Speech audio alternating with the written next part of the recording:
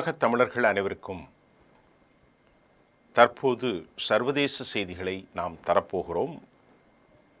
இந்தியாவுக்கு அமெரிக்கா கொடுக்கும் கடுமையான குடைச்சல் இந்தியாவினுடைய வெளிவிவகாரத்துறை செய்தி தொடர்பாளர் நேற்றைக்கு பேட்டி ஒன்றை அளித்திருந்தார். எங்களுக்கும் ரஷ்யாவுக்கும் இடையான நட்புணர்வு இயற்கையானதாகவும் நிலையானதான ஒன்று, அதில் எந்த மாற்றமும் இல்லை என்பதை அமெரிக்காவுக்கு அவர்கள் பதிலளித்து விட்டார்கள். அமெரிக்க அதிபர் சமீப காலமாக அவருடைய பேச்சுவார்த்தை மூளை வளர்ச்சியடைந்த ஒரு மனிதராக இல்லை, மூளை குறைவுபட்ட ஒரு மனிதனாக அல்லது ஏராளமான சதி திட்டங்களையும் மிரட்டல்களையும் வைத்து கொண்டு அவர் இந்தியாவுக்கு எதிராக கடுத்த சொல்லாடலை அவர் பயன்படுத்தி வருவதும் அவர்களை எதிர்ப்பவர்களை காணாமல் போகச் செய்வதும் அமெரிக்கா அவர்களுடைய கூட்டாளிகளுடைய வேலையாக இருக்கிறது. இதற்கு இடையிலே அமெரிக்காவோடு நியாயம் நீதியெல்லாம் பார்க்காமல் கடந்த பல தசாப்தங்களாக பயணித்த நேட்டோ கூட்டாளிகள் தற்போது பிரிவுண்டு போயிருக்கிற நிலையில் அமெரிக்கா தன் ஒரே நண்பனான இஸ்ரேலோடு மட்டும் சிக்குண்டு போயிருக்கிறது என்பதுதான் உண்மை. அவர்கள் இந்தியாவுக்கு 25 விழுக்காடு வரியை போட்டது மட்டுமல்லாமல் அதன் மூலமாக அவர்கள் எதற்காக இந்த வரியை போட்டார்கள்? 5 முறை இந்தியாவும் அமெரிக்காவும் பேச்சுவார்த்தை நடத்தியிருக்கிறது. 1ஆம் தேதி நேற்று வெள்ளிக்கிழமை முந்தா நாள் அது நடைமுறைக்கு வர வேண்டியது தற்போது 7ஆம் தேதிக்கு பின்பு இந்த 25 விழுக்காடு நடைமுறைக்கு வரும் என்றும் அறிவிப்பு செய்யப்பட்டிருக்கிறது. எலக்ட்ரானிக் கூட்ஸ், அது மட்டும் இல்லாமல் ஃபார்மசிட்டி, மெடிக்கல் எக்யூப்மெண்ட்ஸ், கம்ப்யூட்டரைஸ், இன்னும் ஜெம்ஸ், ஜுவல்லரி, அழகான வடிவமைப்பு செய்த ஆபரணங்கள், டெக்ஸ்டைல்ஸ், நிறைய பாதிப்பு இந்தியாவுக்கு இருக்கிறது. ஒட்டுமொத்த 143 பில்லியன் ட்ரேட் டெஃபிசிட் இருந்தாலும் இந்தியா அமெரிக்காவுடைய எக்ஸ்போர்ட்டில் 0.2% மட்டும்தான் இதில் பாதிப்பு இருக்கும். பெரிய அளவில் பாதிப்பு இருக்காது என்ற செய்திகளும் வந்திருக்கிறது. இப்போது ரஷ்யா தள்ளுபடி விலையில் நமக்கு கொடுப்பதை நாம் ஏற்கனவே சுட்டி காட்டியிருக்கிறோம். ரஷ்யாவிடமிருந்து எண்ணெய் வாங்கும் நாடுகளுக்கு 100 விழுக்காடு வரி போடப்படும் என்றும் டொனால்ட் ட்ரம்பும் அவரது பரிவாரங்களும் மிக கடுமையாக எச்சரித்திருக்கிறார்கள்.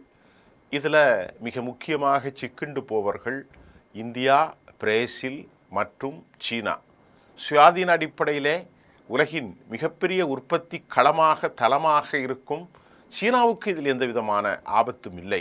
ஆனால் நமக்கு சில சிக்கல்கள் இந்திய நாட்டுக்கு இருப்பதைத்தான் நாம் இப்பொழுது பேசிக்கொண்டிருக்கிறோம்.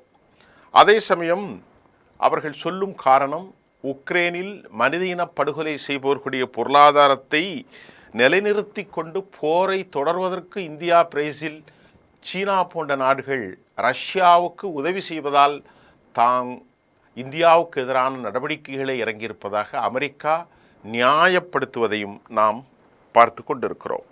ட்ரம்பின் இந்த தனிப்பட்ட தாக்குதலுக்கும் பொருளாதார தடைக்கும் பதிலடி கொடுக்கும் வகையில் டிமிட்ரி மெத்வதேவ், அதாவது வெளிவிவகாரத்துறையினுடைய கிரெம்ளின் மாளிகை பேச்சாளர் எச்சரிக்கை விடுத்தார். அவர் கடுமையான பதிலுரையை தந்திருக்கிறார். டெலிகிராம் பக்கத்தில் பனிப்போர் காலத்தில் அவர் சொல்லியிருக்கிறது, பனிப்போர் காலத்தில் டெட் ஹேண்டட் என்கின்ற ஒரு ஆயுதத்தை அவர்கள் பயன்படுத்தினார்கள். ஆட்டோமேட்டிக்காக அது வேலை செய்யக்கூடிய ஒரு அணு ஆயுத பதிலடி அமைப்பை இந்த டிமிட்ரி மெத்வதேவ் தற்போது சுட்டி காட்டியிருப்பது அணு ஆயுதத்திற்கான போருக்கு நாங்கள் தயாராக இருக்கிறோம் என்பதையும் சொல்லியிருக்கிறார்கள். ரஷ்ய தலைநகர் முற்றிலுமாக அழிக்கப்பட்டாலும் கூட எதிரி நாட்டின் மீது தானாக செயல்படும் இந்த அணு ஆயுத கருவி குறித்து கிரெம்ளின் மாளிகை தற்போது ஏன் சுட்டி காட்டியது என்ற கேள்வியும் எழுகின்றது. அதற்கிடையிலே ட்ரம்ப் தனது சமூக வலைத்தள பக்கத்தில் ரஷ்யாவின் முட்டாள்தனமான மற்றும் ஆத்திரமூட்டும் நடவடிக்கைகளை கருத்தில் கொண்டு ரஷ்ய எல்லை பகுதிக்கு 2 அணுசக்தி நீர்மூழ்கி கப்பல்களை நிலைநிறுத்துமாறு அவர் கூறியிருக்கிறார். ரஷ்யாவும் அணு அணு கப்பலை நிலைநிறுத்தியிருக்கிறார்கள். தற்போது அமெரிக்கா ரஷ்யா இடையே இந்த மோதல் இராணுவ மோதலாக மாறுமோ, இது 3ஆம் நிலை போராக உருமாறிவிடுமோ என்ற அச்சமும் நமக்கு எழுந்திருக்கிறது.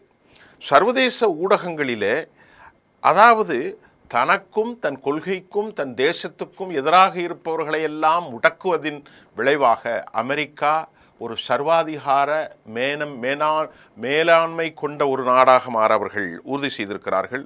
ரஷ்யாவுடனான உறவு காலத்தால் தொடரும் நிலையான நட்பு என்று இந்தியாவினுடைய இந்த சாட்டையடி பதினால் அவர்கள் ஆடிப்போயிருக்கிறார்கள். உண்மையிலேயே இரு நாடுகளுடனான உறவை சமமாக பேணி ராஜதந்திர கயிற்றின் மேல் நடக்கும் சவாலான சூழ்நிலை இந்தியாவுக்கு இருக்கிறது. இந்த அளவிற்கு அமெரிக்கா நம்மை இழிவுபடுத்தினாலும் இந்திய பிரதமர் மோடி அவர்கள் நேரடியாக அமெரிக்க அதிபரை சீண்டவில்லை. டொனால்ட் ட்ரம்ப் பெயரை அவர் பயன்படுத்தவில்லை. 4 ட்ரில்லியனாக இருக்கும் இந்திய பொருளாதாரத்தை செத்த பொருளாதாரம், டெட் எக்கனாமி என்று சொன்ன பிறகும், ரஷ்யாவையும் சொன்ன பிறகும் அவருக்கு என்ன ஒரு நிலை என்றால், நாம் 32 ட்ரில்லியன் ஜிடிபி, ஆனால் உனக்கு இருக்கிற கடனோ 37 ட்ரில்லியன் இருக்கிறது என்பதையும் அவர்கள் மறந்துவிடக்கூடாது. கிட்டத்தட்ட 3600 லட்சம் கோடிக்கு மேல், மறுபடியும் சொல்கிறேன், 1 லட்சம் கோடி, 2 லட்சம் கோடி, 100 லட்சம் கோடி, 500 லட்சம் கோடி, 1000 லட்சம் கோடி, 2000 லட்சம் கோடி, 3000 லட்சம் கோடி, 3500 600 லட்சம் கோடிக்கு மேல் கடனினால் சிக்குண்டு போயிருக்கிற அமெரிக்கா, ரெசஷனினால் சிக்குண்டு போயிருக்கிற அமெரிக்கா, இன்ஃப்ளேஷனால் சிக்குண்டு போயிருக்கின்ற அமெரிக்கா இந்தியாவை பார்த்து, ரஷ்யாவை பார்த்து செத்த பொருளாதாரம் என்று சொல்வதற்கு எவ்வளவு பெரிய, இந்தியாவிற்கான கடன் வெறும் 150லிருந்து 175 லட்சம் கோடி தான். அது இந்தியா கொடுக்கக்கூடிய வளமும் வல்லமையும் சாதாரணமான சுயாதீன கட்டுப்பாடும் கொண்டிருக்கக்கூடிய ஒரு தேசம். இந்தியாவினுடைய மிகப்பெரிய சந்தை 140 பில்லியன் மக்கள். அந்த மக்களிலே நல்ல கவனிங்க சார், அந்த மக்களிலே 1% மக்கள், அதாவது 10 விழுக்காடு மக்கள், 40 விழுக்காடு மக்கள் மத்தியதர மேலாண்மை கொண்ட, அதாவது நடுத்தர வர்க்கத்திலும் அவர்கள் மேலாண்மை கொண்ட மக்கள். அவர்கள் வாங்கும் தரத்திலே இருக்கிறார்கள். 40லிருந்து 50 கோடி பேர். ஒரு நாட்டுடைய பாப்புலேஷனே, இன்னைக்கு ஈரானுடைய பாப்புலேஷனே 8 கோடி. அவர்கள் சொல்லுகிற யூரோப்பிய யூனியனில் பாப்புலேஷன் 50 லட்சம், 1 கோடி, 1.5 crore. ஆனால் இந்தியாவினுடைய பாப்புலேஷனில் 40 கோடி பேர். ஒரு 40-50 நாடுகள் ஒட்டுமொத்தமாக கொண்ட வாங்கும் தரம் சக்தி கொண்ட ஒரு தேசம். நல்லா கவனிச்சுக்கிடுங்க. இந்தியா எப்படிப்பட்ட ஒரு தேசம்? அமெரிக்காவுக்கு இந்திய சந்தை ரொம்ப ரொம்ப முக்கியம் தோழர்களே. இந்திய சந்தை உலகில் எல்லா நாட்டிற்கும் முக்கியம். ஏனென்றால் உங்களுக்கு அடுத்த கேள்வி வரும், சீனாவும் அப்படித்தானே? சீனா அப்படித்தான். ஆனால் சீனாவில் உள்நாட்டு உற்பத்தி இருக்கிறது. சீனாவில் அந்த பொருள்களை அவர்கள் வெளிநாடுகளை விட மிக மிக மலிவான விலைக்கு கொடுப்பார்கள். அமெரிக்காவில் இருந்தோ இல்லது மற்ற நாடுகளிலிருந்தோ உற்பத்தி செய்யப்படும் யூரோப்பிய யூனியனிலிருந்தோ வருகிற பொருளுக்கு சீனா வரி போடும். அவர்களுடைய வரக்கூடிய அந்த பயண செலவு, கட்டண செலவுகள் எல்லாம் பார்க்கிற போது ஒரு சாதாரண ஒரு பேனாவை 10 ரூபாய்க்கு அமெரிக்காவில் உற்பத்தி செய்தவற்றை சீனாவில் சந்தைப்படுத்த வேண்டால் சீனா அதத்தை 3 ரூபாய்க்கு அதே தரத்தோடு கொடுக்க முடியும். ஆகவே அவர்கள் சீனாவை நம்பவில்லை. அவர்கள் நம்புவதெல்லாம் இந்தியாவிலே தான். இந்தியாவில் மோட்டோலோ இன்றைக்கு அமெரிக்காவுக்கு நிறைய கொடுக்கிறது. ஆகவே இந்தியாவை மிரட்டி ரஷ்யா விவகாரத்தில் பணிய வைத்து இந்தியாவை தன கைக்குள் கொண்டு வந்து சந்தையாக மாற்றிவிட வேண்டும். இதுதான் அவர்களுடைய அதிகமான ஒரு ஆசை. இந்த ஆசைக்குத்தான் அமெரிக்கா இந்த பொருளாதார தடைகளை இந்தியாவின் மீது வைத்து கொண்டிருக்கிறது. இந்த விவகாரத்தில் இந்திய பிரதமர் அவர்கள் துல்லியமான அறிவுபூர்வமான ஒரு நடவடிக்கை எடுக்க வேண்டும் என்றும் சொல்லப்படுகின்றது. இதற்கிடையில் இந்தியாவில் அமெரிக்கா எதுக்கு சொல்லுது அப்படின்னு பார்த்தா, நமக்கு ஒரு விஷயம் நீங்கள் புரிந்து கொள்ளுங்கள் தோழர்களே. நம்ம நாடு விவசாய பொருளாதாரம். இந்தியாவினுடைய 3% வளர்ச்சி கொரோனா காலத்தில் விவசாயம்தான். இந்தியாவில் 140 கோடி மக்களில் கிட்டத்தட்ட 60 விழுக்காடான மக்கள் ஈடுபட்டிருப்பது விவசாயம்.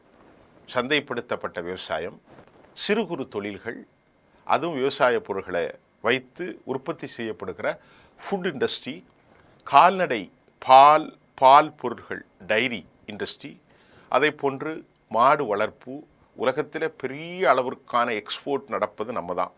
இன்றைக்கி பிரேசிலுக்கு சமமாக இருக்கிற நாடு நம்ம தான். ஆக நம் நாட்டுடைய உள்நாட்டு சுயாதீனமாக நம்மிடத்தில் இருக்கிற இந்த பால் வளம் நிறைந்த இந்த சந்தையை ஆக்கிரமிப்பு செய்வதற்கு அமெரிக்கா போடுகிற கொடூரமான திட்டம், அதை ஒரு தனி தலைப்பில் நான் உங்களுக்கு தருகிறேன்.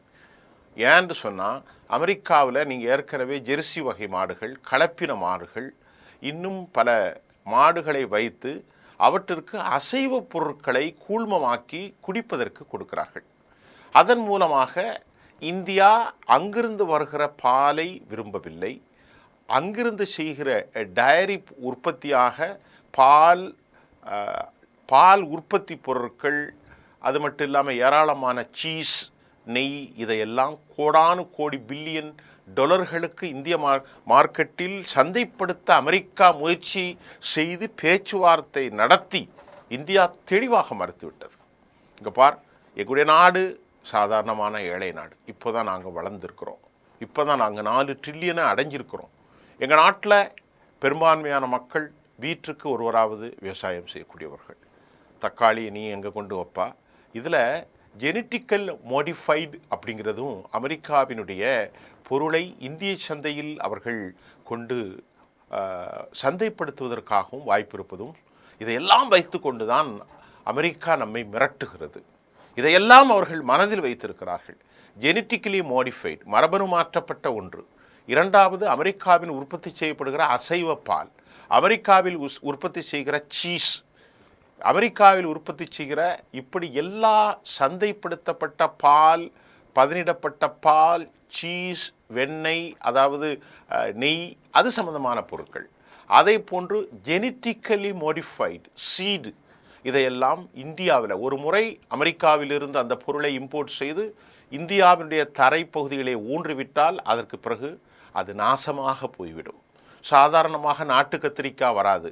அந்த ஜெனட்டிக்கலி மாடிஃபைடு எந்த பொருளை நாங்கள் ஊணுகிறோமோ அதற்கு வரும். அமெரிக்காவில் தான் இனி நம்ம வாங்கி ஆகணும். நம்ம நாடு அதெல்லாம் எதுக்குறது, எங்களுக்கு தேவையில்லைன்னு.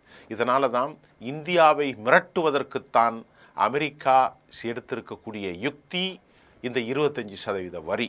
சரி, இதற்கிடையில் அமெரிக்காவுடைய அதிபர் நம்மிடத்திலே என்ன சொன்னார் அப்படின்னு சொன்னால், F-35 என்கின்ற ஒரு விமானத்தை வாங்குவதற்கு நமக்கு அழுத்தம் கொடுத்து கொண்டிருக்கிறார்.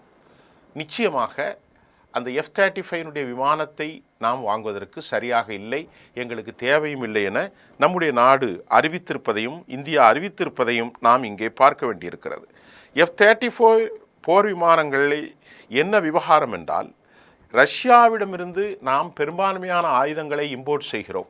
ரஷ்யாவிலிருந்து 37லிருந்து 40% 36 விழுக்காட்டுக்கு மேல் குரூட் ஆயிலை நாம் இம்போர்ட் செய்கின்றோம். ஆக இதையெல்லாம் கணக்கில் கொண்டுதான் அவர்கள் தற்போது அமெரிக்காவிலிருந்து பாதுகாப்பு உபகரணங்களை வாங்குவதற்கும், அமெரிக்காவிலிருந்து ஜெனட்டிக்கலி மாடிஃபைட் பொருட்களை வாங்குவதற்கும், அமெரிக்காவிலிருந்து போர் விமானங்களை வாங்க செய்யவும், அமெரிக்காவிலிருந்து பால் உற்பத்திகள் வாங்கி இந்தியாவின் 40 கோடி மக்களை அமெரிக்க பிரியர்களாக மாற்றுவதற்கு மிரட்டல் நடவடிக்கை. இந்தியா என்ன சொல்லிட்டான், F-35 ஸ்டெல்த் விமானம், அதாவது ரெடாரில் பதிவு செய்யப்படாத குண்டு விமானம். இதுதான் இப்போ பெருசாக ஈரான் மற்றும் பலஸ்தீன கஸாவில் பயன்படுத்தப்பட்ட இஸ்ரேலுடைய இந்த ஸ்டெல்த் விமானத்தை இந்தியாவுக்கு அவர்கள் விற்பதற்கு முயற்சி, சவுதி அக்ரிமெண்ட் போட்டிருக்கிறாங்க. இது ஒரு மாயம் கிடையாது, ஒரு மண்ணாங்கட்டியும் கிடையாது. இப்போது இந்த F-35 ஒரு மோர் அப்கிரேடு F-47 ஒன்றை அவர்கள் தயார்படுத்திட்டாங்க. அதனால் F-35 5ஆம் தலைமுறை விமானத்தை 6வது தலைமுறை விமானமாக மாற்றுவதற்கான நடவடிக்கையும் F-45 தனது மனசாட்சியான இஸ்ரேலுக்கு வழங்குவதற்கு அவர்கள் முடிவெடுத்த காரணத்தினால், இது ஓல்டு வெர்ஷனாக மாறி இருக்கிறதுனால் மோர் அப்கிரேடட் F-47 அவர்கள் மார்க்கெட் செய்வதற்கு F-35 கழிக்க வேண்டும். அந்த நடவடிக்கை தான் இந்த F-35 அப்கிரேடட் தான் F-47. அதைத்தான் இப்பொழுது இந்தியாவிற்கு தள்ளுவதற்கு அவன் முயற்சி செய்கிறான். நாமோ வாங்குவதற்கு இந்திய அரசாங்கமோ தயாராக இல்லை. இந்தியா ரஷ்யாவிலிருந்து நல்ல விமானங்கள் Su-57, Su-34, Su-35 எல்லாம் இருக்கிறது. அதனுடைய விலைகளும் மிக குறைவு. $1000 $1,000 மில்லியன் என்றால் இது மிக 100 மில்லியனுக்கு வாங்குவதை விட இது ரொம்ப கம்மியாக இருக்கும், 50-60. இப்போ CJ-10 வாங்குறது ஈராக், அது வந்து அதாவது அது வந்து 60 மில்லியனில் முடிஞ்சிடும். இது அப்படி இல்லை. ஆக இந்தியா என்ன சொல்கிறார்கள், தனது சொந்த, நாம் இன்னொரு விஷயத்தையும் சொல்லணும். இந்தியாவினுடைய 5வது தலைமுறை போர் விமானமான AMCA உருவாக்கி வந்திருக்கிறோம். ஆனால் இந்த AMCA வந்து 2035 தான் நமக்கு ரெடியாகும். இன்னும் 10 வருஷத்துக்கு இடையில நமக்கு ஏராளமான த்ரெட்டன்ஸ் இந்தியாவுக்கு இருக்கிறது. அந்த த்ரெட்டன் பாகிஸ்தானுடைய த்ரெட்டன் இருக்கிறது, சீனாவுடைய த்ரெட்டன் இருக்கிறது. ஆக இதையெல்லாம் நாம் வந்து பயன்படுத்த வேண்டும். இந்திய விமானப்படை வெளிநாடுகளிலே சுமார் வந்து 3 படைப்பிரிவு நாம் வைத்திருக்கிறோம். அந்த 3 படைப்பிரிவு 5ஆம் தலைமுறை ஜெட்டுகளை வாங்க முடிவு செய்திருந்த நிலையில்தான் இது மோப்பம் பிடித்து F-35 விற்க அவர்கள் முயன்ற போது நாம் F-57 வாங்குவதற்கு Su-57 ரஷ்யாவினுடைய ஒரு லைட் அதில் இது வந்து நல்ல ஒரு விமானம் தான். F-35 விமானத்தில் லைட் விமானம் ஒன்று இருக்கிறது, அது விலை குறைவு. நிறைய வெர்ஷன் இருக்குது அமெரிக்காவில். நான் தனியாக உங்களுக்கு ஒரு செய்தி தரேன். F-57 வாங்குவதற்கு நாம் முயற்சி செய்திருப்பதை நாம் தெளிவுபடுத்திட்டோம். நம்ம open statement has been revealed. இந்தியாவினுடைய சைட்லேருந்து சொல்லியாச்சு, வானாப்பா உன்னுடைய சிறந்த விமானத்தை நீ வேற எங்கேயாவது கொண்டு விற்றுக்கோ, எனக்கு தேவையில்லை அப்படின்னு நம்ம சொல்லிட்டோம். ஆகவே தான் அமெரிக்க அதிபர் டொனால்ட் ட்ரம்ப் ஆகஸ்ட் 1ஆம் தேதி நம் மீது 25% வரி விதித்தார். நம்முடைய செத்த பொருளாதாரம் இந்திய பொருளாதாரம் என்று சொன்னார். இந்தியாவிலே இருக்கக்கூடிய வந்து வியாபாரம் செய்ய முடியாது, உலகத்திலே அதிகமான வந்து வரி விதிக்கக்கூடிய நாடு என்று மிரட்டினார். அமெரிக்காவினுடைய மாடிஃபைடு இதற்றை இந்தியாவிலே மார்க்கெட் பண்ணுவதற்கு அவர் முயற்சி செய்தார். F-35 செல் செய்வதற்கு முயற்சி செய்தார். இந்தியாவும் ஐரோப்பிய நாடுகள் ரஷ்யாவின் செயல்களை அமெரிக்காவும் கண்டிக்கும் நிலையில் இந்தியா ரஷ்யாவிடமிருந்து எரிசக்தி, இராணுவ தளவாடங்கள், பெட்ரோல், குரூடாயில்கள் வாங்குவது நல்லதல்ல என்று சொன்னார். இடையில ஒரு ஃப்ராடை ஒன்று விட்டார், இந்தியா நிறுத்தி இருக்குண்டு. உடனே இந்தியா சொன்னது, நாங்கள் ரஷ்யாவிடத்திலிருந்து ஒருபோது நிறுத்தலைன்னு. சும்மா ஃப்ராடு. அமெரிக்காவிலிருந்து ஒயிட் ஹவுஸ்லேருந்து சொன்னார். இந்தியா உடனே பதட்டம் அடைஞ்சு சொன்னாங்க, நாங்கள் ரஷ்யாட்டேருந்து எந்த அக்ரிமெண்ட்டும் நிறுத்தலை, தொடர்ந்து எங்களுக்கு போயிட்டுருக்குன்னு சொல்லி. அப்போ எப்படியாவது இந்தியாவை வலிக்கு கொண்டு வந்துடணும். நான் சொன்ன காரணங்களால் அது சாத்தியமில்லை. ஒரு பந்து எப்படி அடிக்க மேலே எழும்புமோ அப்படி இந்தியாவினுடைய 6வது தலைமுறை நாங்கள் AMCA உருவாக்கி வருகிறோம் என்று புகழோடு சொல்லுகிறோம். நாம் 5ஆம் தலைமுறை 6ஆம் தலைமுறை விமானங்களை ரெடி செய்து கொண்டிருக்கிறோம். ஆக இந்தியா இன்னும் உற்பத்திகளை நோக்கி செல்ல வேண்டும். சின்ன சின்ன பொருட்களை எல்லாம் இந்தியாவிலே கிடைக்கக்கூடிய ஹெர்பல் எல்லாம் எல்லாவற்றையும் இந்தியாவுடைய உற்பத்தி கொண்டு வர வேண்டும். அதற்கு இந்த அரசியல் இருக்கக்கூடிய வேறுபாடுகளை மறைய வேண்டும், ஊழல்களை அழிக்க வேண்டும், கட்டமைப்புகளை உறுதிப்படுத்தினால் அமெரிக்கா இன்னும் வரும். இன்னும் இந்தியாவுடைய 4 ட்ரில்லியன் வந்து இன்னும் 10 ட்ரில்லியனாக ஆகிரும். அதெல்லாம் வேகமாக வரும். அதற்கு ஒரே காரணம், நம் சொந்தமாக நம்முடைய பொருட்களை செல்ஃப் ரிலையன்ட், அதாவது என்ன சொல்கிறது, சுதேசியாக மாற வேண்டும். ஆக இந்தியா அமெரிக்காவுக்கு மீண்டும் எச்சரிக்கை இதுதான். அடுத்த செய்தியில் நம்ம சந்திப்போம். நன்றி.